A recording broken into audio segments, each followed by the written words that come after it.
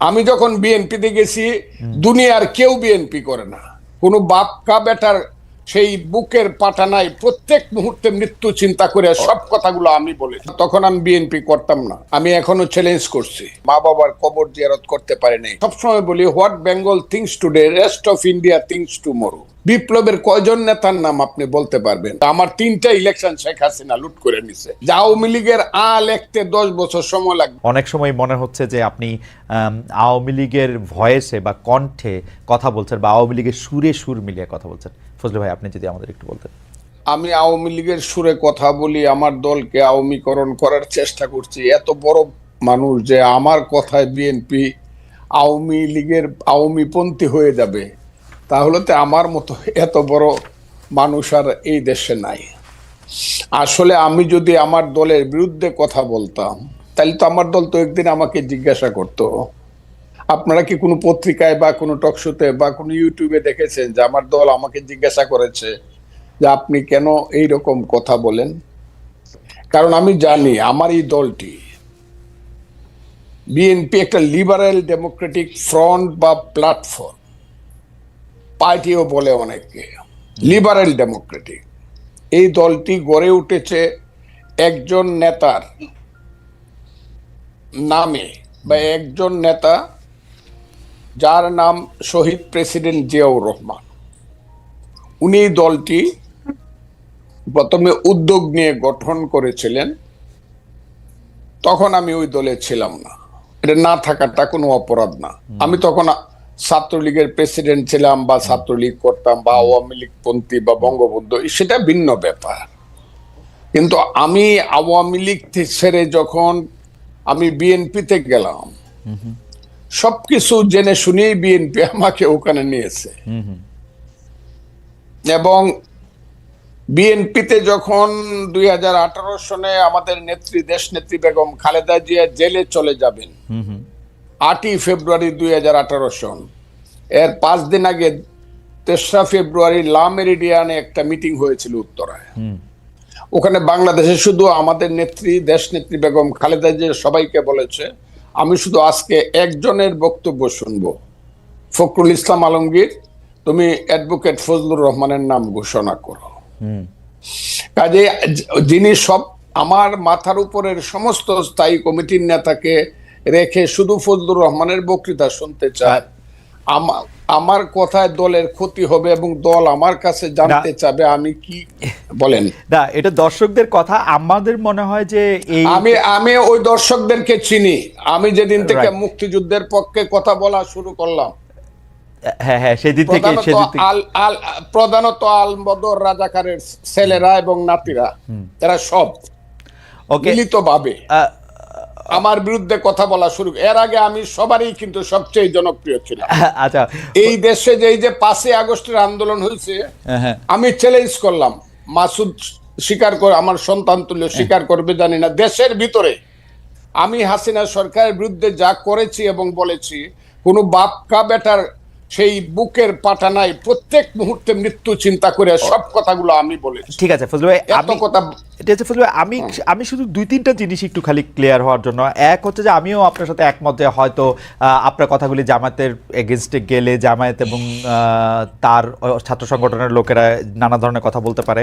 আমি শুধু 2-3টা জিনিস একটু কুইকলি জানতে চাই। 90-এর গণ আন্দোলনের পরে 3 জোটের রূপরেখাতে যখন ছিল, কোনো দলই স্বৈরাচার বা রাজাকারদের কাউকে নিবে না। বিএনপি সবার আগের থেকে গিয়ে যখন তাদেরকে নিল, বা 2001 সালে যখন তাদেরকে পতাকা দিল গাড়িতে, তখনও কি আপনি একইভাবে প্রতিবাদ করেছিলেন? আমি প্রতিবাদ করা না করার প্রশ্ন না, তখন আমি বিএনপি করতাম না। তখন আমি বাংলাদেশে কৃষক শ্রমিক জনতা লীগ নামে, জি, কাদের সিদ্দিকী সাহেবকে নিয়ে, বীরুত্তমকে নিয়ে আমি একটা নতুন দল করেছিলাম, জি, যার নাম কৃষক শ্রমিক জনতা লীগ। এবং 2001 সনে আমি গামছা মার্কা নমিনেশন নিয়ে, গামছা মার্কা নিয়ে ইলেকশন করিয়া আব্দুল হামিদের সাথে কন্টেস্ট করিয়া, অনেকে বলে পাস করছিল, গণায় আমি ফেল করছিলাম, তাদের গণায়। ওকে, আমার কথাটা বুঝেন। আমার ওইটা আপনি দেখে নেন, আমার সাথে গামছা মার্কা এবং নৌকা মার্কা ভোটের ডিফারেন্স কত ছিল। যা হোক, আমি সেটা বলতে চাই না। কাজে আমার তখন প্রতিবাদ করা না করা, আমি তখন আরেকটি রাজনৈতিক দল করতাম। এখন যদি আপনি আমাকে 26 বছর পরে জিজ্ঞাসা করেন না। আপনি প্রতিবাদ করছিলেন কিনা। আমি তো সেদিন বিএনপি করতাম। ওকে, এটুকু আমার জানা ছিল। আপনি যখন বিএনপিতে জয়েন করেন তখন কি এই ব্যাপারগুলিকে এভাবেই দেখে আসতেছেন? তো আপনি যখন বক্তৃতা দিচ্ছেন, বেগম জিয়াও শুধু আপনাকে শুনতে চাচ্ছেন, তখনও কি আপনি এই ব্যাপারগুলিকে এইভাবেই পাশে আসছেন? কেন আমি এই প্রশ্ন করছি, আমরা কিন্তু দেখেছি যে বিএনপির বর্তমানে যিনি ভারপ্রাপ্ত চেয়ারম্যান আছেন, তিনি বঙ্গবন্ধুকে পাক বন্ধু বলেছেন একাধিকবার। তো সেইটা আপনার রাজনীতির সাথে ঠিক নাকি বিএনপি একটি বহু মতের দল? আমি বলি বিএনপি, আমি বললাম বহুমতের প্ল্যাটফর্ম। এখানে অনেক ফুল আছে এই বাগানে, আচ্ছা। অনেক ধরনের ফুল আছে। আমি সেখানে গেছি এবং কথা বলেই গেছি। তখন তারেক রহমান সাহেব দেশে ছিলেন না। ওকে, আমি যখন বিএনপিতে গেছি, দুনিয়ার কেউ বিএনপি করে না 2006 সনের নভেম্বরের পরে। আমার কথাটা খুব বুঝার চাই, কেউ বিএনপি করে না। হ্যাঁ, জামাতও বিএনপি থেকে সরে গেছে। আমি যখন বিএনপিতে গেছি তখন তারা দূরে দূরে চলে গেছে, 1-11 আইসা গেছে। আমার কথাটা বুঝেন, আমি তখন কিন্তু বিএনপিতে গেছি দুঃসময়ে, এবং আমি সব কথা বলে গেছি। আমার কথাটা খুব ক্লিয়ার। আমি দেশনেত্রী বেগম খালেদা জিয়া কি বলবো কি করব আমি ক্লিয়ার বলে গেছি। আমি আপনার দল করব, আপনি আমাকে চান। দেখেন উনি কিন্তু এখনো জীবিত, কাজে উনি কথাটা লন্ডন থেকেও শুনবেন, সবাই শুনবে। আমি ওনাকে বলছি, আপনাকে আমি সাংঘাতিক পছন্দ করি, মারাত্মক ভাবে। যখন আমি ছাত্রলীগের প্রেসিডেন্ট ছিলাম তখন আপনাকে আমি ভীষণ পছন্দ করতাম। আপনার নিজস্ব চিন্তাধারার জন্য আপনি সব মানুষকে সম্মান করেন। তবে নেত্রী, আপনি যদি আমাকে নেন, একটা কথা বলে যায়, আমি কোনো কারণে মুক্তিযুদ্ধের আদর্শের বাইরে যাব না। মুক্তিযুদ্ধের আদর্শের বাইরে যাব না। আমার মতো করে আমি কথা বলবো। এতে যদি আপনি আমাকে নেন নিবেন, না হলে নিয়েন না। আমি সব কথা বলেই গেছি। কিন্তু আপনারা, আমার মনে হয় যে ফজলু ভাইয়ের কথা আমরা সবসময় শুনে আসতেছি, দর্শকরা আজকে একটা পরিষ্কার হলেন। আমি ফজলু ভাই, আমি একটু প্রশ্নটা আপনাকে করে রাখি। আপনি মুক্তিযুদ্ধের আদর্শের বাইরে না যাওয়ার ব্যাপারে আপনার একটা স্পষ্ট অবস্থান আছেন এবং একটা জোরালো অবস্থান আছে। আমি আপনাকে প্রশ্ন করতে চাই যে 53 বছর পার হয়েছে মুক্তিযুদ্ধের পরে, 54 বছর টু বি এক্সাক্ট, মানে নাম্বারের দিক দিয়ে। মুক্তিযুদ্ধের আদর্শের বাইরে বা মুক্তিযুদ্ধের আদর্শের ভিতরে আপনি বাংলাদেশকে কতক্ষণ দেখেছেন? কোন সময়টাকে আপনি মুক্তিযুদ্ধের আদর্শের ভিতরে দেখেছেন সেটা আমরা একটু। আমি এই সরকারের বিরুদ্ধে ক্রিটিক্যাল। এই সরকার যারা আনছে, আমি এখনো চ্যালেঞ্জ করছি।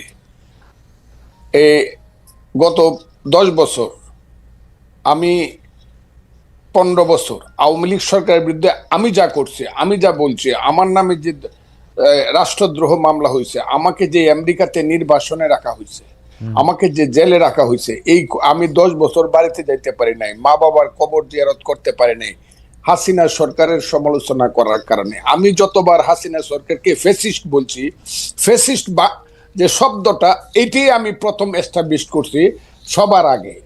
আমি একটা কথা সবসময় বলি, what Bengal things today, rest of India things tomorrow.